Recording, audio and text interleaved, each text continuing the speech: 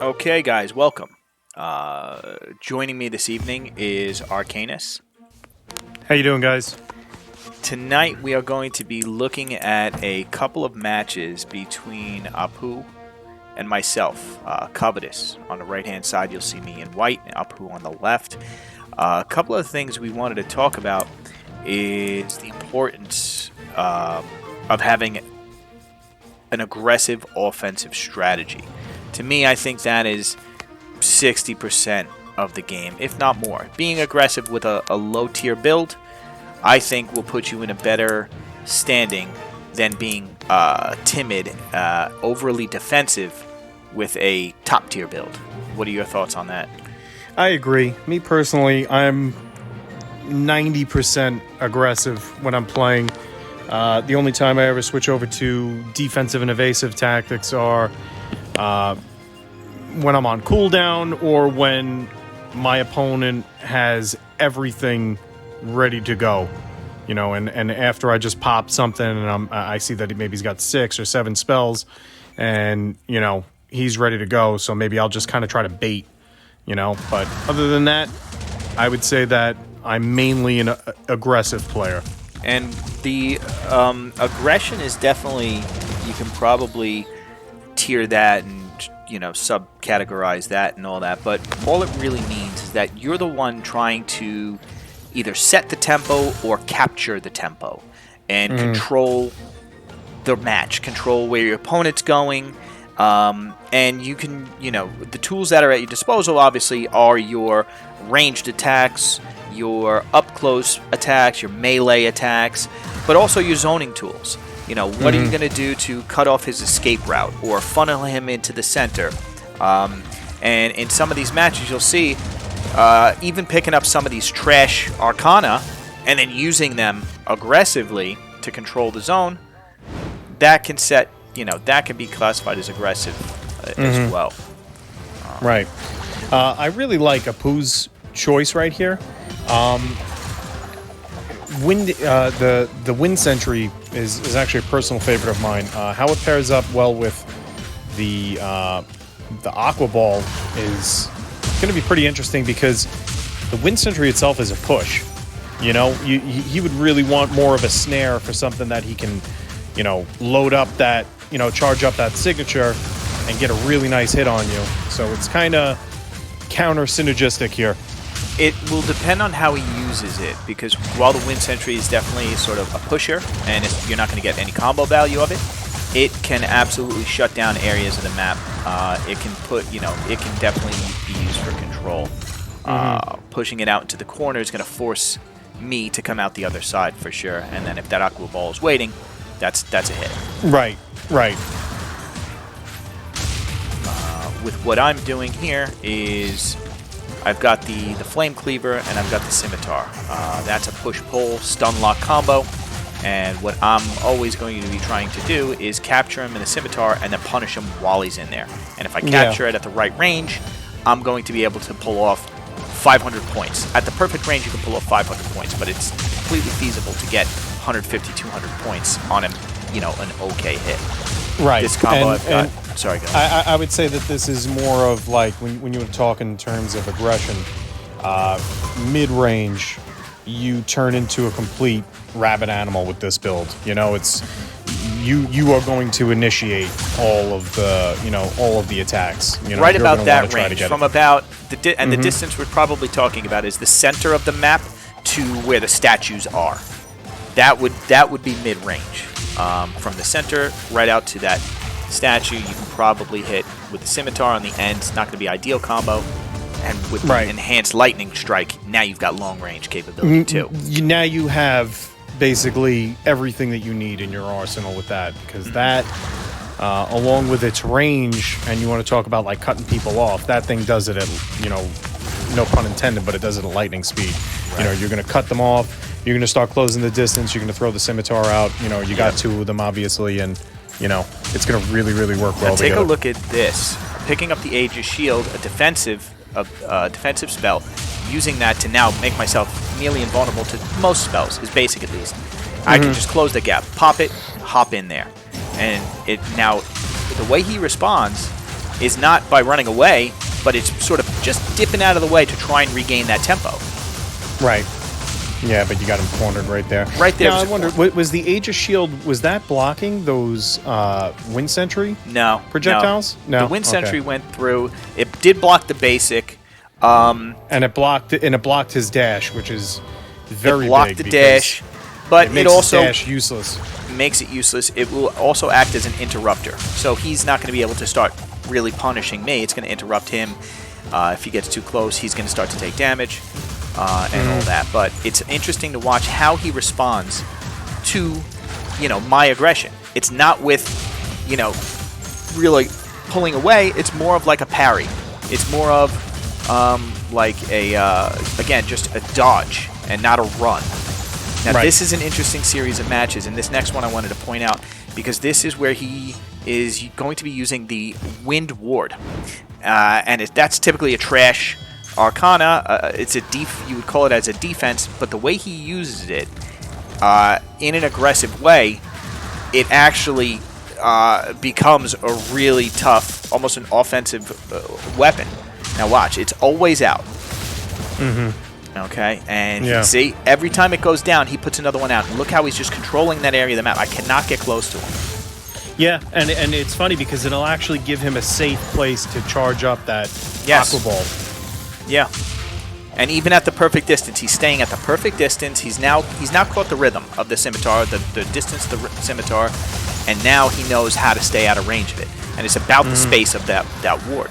And I can't go in there. If I get in there and I get slow against him, that's gonna be bad news. You don't want to be slow against a hyper aggressive opponent because he's just gonna take you down. Yeah, he's gonna get you on that one misstep. Or that one hesitation, so if you're going up against somebody aggressive, it's just a constant game of dashing. Yeah, and against him, his build is he doesn't pull back. He wants to push. Now I've got him down to 5 points, and I still can't put a hand on him. I still can't end this match. 2 points, and he's still keeping the distance, and I'm still in trouble with him with 2 points. Oh, yeah. With that Wind Sentry, all he has to do is get you to overcommit, and he'll send that thing out. He's blocking projectiles. Yep. And that was it. Whoever made the first mistake was losing that match, that's all. Yeah. Yeah.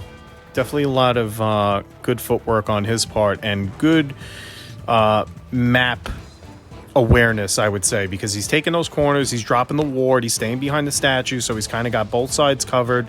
He's sending out when he needs to send out to kind of keep you at bay. He's just, really, really, really great player. Yeah, extremely aggressive player. He's very conscious of the tempo. He knows when he's in control. He knows when he needs to regain control. With that build, that was a tough build. He does have a lot of experimental builds where, he likes to test things out. He likes to play all different things. And I think that's you should in a game like this. You should be familiar with basically everything that's useful, anything that's good, you should be familiar with it, yes. Yeah. And the fun in this game is taking the more obscure spells and actually working them into something. It's actually really, great game for that. A lot of experimentation, a lot of possibilities. And if you look at what he's picking here, I never used that dash and I never used that standard, but it looks like he's going to have, big snare, big punish, So that this throwable is pretty good, actually. It's a little bit slower than some of them. It doesn't get used a lot. I think what happens is the animation or the icon for it is confusing. So that's no different than the cactus. It's on the same. Yeah. It's the Wind Aqua Ball. The Wind Aqua Ball, the Wind Knockout Boulder, but because of the icon, it's not as clear what it is, and I think a lot of people avoid it because there's another one that looks very similar. That's like a sort of melee attack, and it's not as good. So this one doesn't get picked up as much, and you don't see a lot of play with it, but it's good. The dash he's using is similar to the Earth version, which has got the drills, and it's not too different from Wavefront. But I think of all of them, I still think Wavefront is a little bit better. Yeah, I agree. It's a bigger projectile. You know, when it gets you, it does a lot of pushback. This one, it's kind of like if it hits you, it's going to hit you with a bunch of them. You know, and it's too tight for me personally. But if you can work it into it, you know, I can agree. see its effectiveness. And that's an aggressive dash, an offensive dash, using the dash as a forward attacking tool. It's a super straight line. It's a little bit faster than the earth drills, but let's see if you could, you know, capture it into there. With what I've got here, the signature airborne slam, that might be one of that's the most aggressive jump in the game. Yes, I agree. It's all of its attack potential is in front of it, and it really has like a very high dispersal in the front.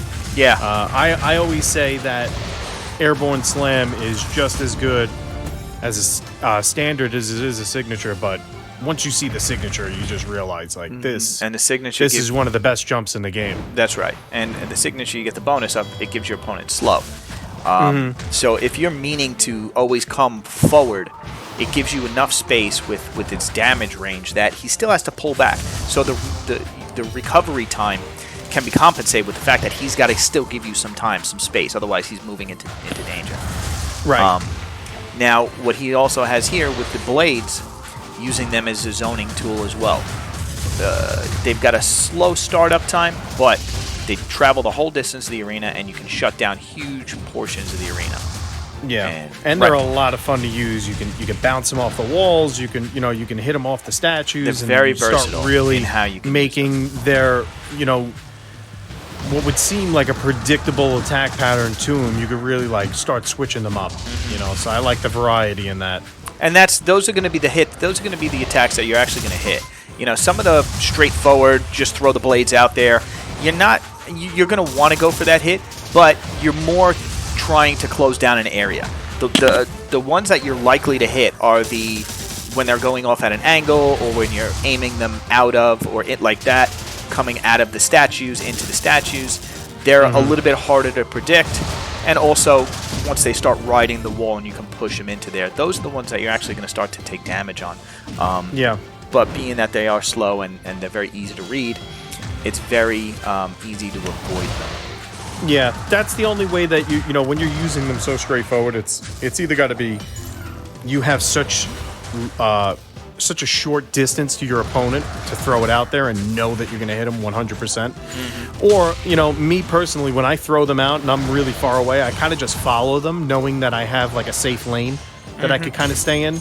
Oh, look, kind of like there it goes, bounce it right off the statue. Yep. Yeah, no, it's just he was anticipating a hit. He was ready in case it got hit, and I'm pretty sure he lands a shark on this one. Yeah, I think he finishes me off with a shark. Keep your eyes on that shark. Oh boy, right there. Wow, he did it to you. That's it. You're gonna have to hang your robe up after that one. That's the ultimate. The ultimate insult in this league is to get sharked. Never want to get sharked. For all you viewers at home, just in case you wanted to know. That was not what you wanted to see. I dashed right to the blades, starting off on the wrong foot. Was able to jump over them, and then he immediately followed up with his throwable plus claws, hitting the blade again, and the throwable, and another throwable. Now he's got the rhythm. Those Wind Force Gales, another excellent zoning tool. I like to use them to close off areas. If you'll see, I'll throw them behind the statues to sort of force him to come out the other side. And especially if you've got a jump waiting, you can immediately take advantage of, because you know where he's got to go. Yeah, and that's also like, I would say, probably about Nice finish. 40% of what your attack strategy is movement prediction. Once these cooldowns, they start playing a part where you don't want to just start emptying out the clip on somebody and then running around. You want to make sure that you're going to put it somewhere where he's going to be. You can't waste your spell. You can't waste every time you hit that button. It's got to be for a reason. If you've got 2 cleavers, you should only be throwing 1 at a time, because if you throw, there's no reason for you to miss 2 cleavers and then be sitting there with nothing. If you throw 1 and you miss, that means that you were wrong and you got to reevaluate where you're going to throw that second one. Same thing with the scimitar. Same thing with pretty much anything that's got 2 charges. You shouldn't have 0 at any given time. Yeah, I would. With a cleaver itself, the only time that I would ever throw 2 out immediately is if the first one hit. That's right. That's right. If you want to continue to punish and you have a good chance, kind of like the swords right there, you got 2 of them. If you hit one, bang, hit the other. But if you miss one, unless you're judging that distance and think it's a misjudge, that second one should hit. But if you miss 2, then it's like, now you're out of. Now you got to pull back. You got to rely on your others. I mean, being that it was a 5th spell, you don't have to rely on it too much, but you don't want to be missing shots against someone who is who can quickly turn the tempo on you, and then looks like Apu's experiencing some lag. I think we got him back here. There we go. Gentleman's agreement not to attack the wizard when his back is turned. When a wizard is experiencing lag, there is a temporary ceasefire. Yeah. It's the only thing that's honored. See right there, double cleave. Even then, it's like, you did the extra damage, but you might be better off to have waited, or I need to pull cleave. Yeah. That's it. That's like super aggressive tactics with, what you had. You got a good movement. You got a good zoning. Yeah. I think that's really like, Yeah, so these matches, I think we got a lot out of them. I think we were able to see a lot of different types of tactics, mainly offensive, mainly pushing the other player. The tempo back and forth. Was the angles. There was a lot to get out of these matches, and I think anyone who's coming in new, of course you're going to be feeling out where you want your build to be and all that. You're going to be feeling out what you are. Are you a ranged player? Are you a up close player? But for the most part, anything you pick, use it in a way that is going to switch the tide in your favor. You want the other guy to be guessing. You want the other guy to be figuring out where his angle is going to be. You don't want to be the one figuring out where the angle's got to be. And any move that you can make, you want to keep the opponent on guard. Anytime you're on guard, you want to be on guard with looking for the angle for the next strike. You want to be moving out. You want to use it as something that's going to kind of buy you time. To make a guaranteed move where you know you're going to hit him. Yes. Anytime you're backing off, anytime you're retreating, strategic retreat in order to gain footing. Get the proper distance for your projectile. Get the proper distance from his projectile or melee. Use the corners, the right way, and that will definitely improve your game. But for now, that's going to wrap it up. And I want to thank everyone who stuck around and watched this video to the end. I hope you got something out of it. I want to thank Arcanus for joining me and helping out with the commentary. Thanks for having me. And we'll see you in the next one.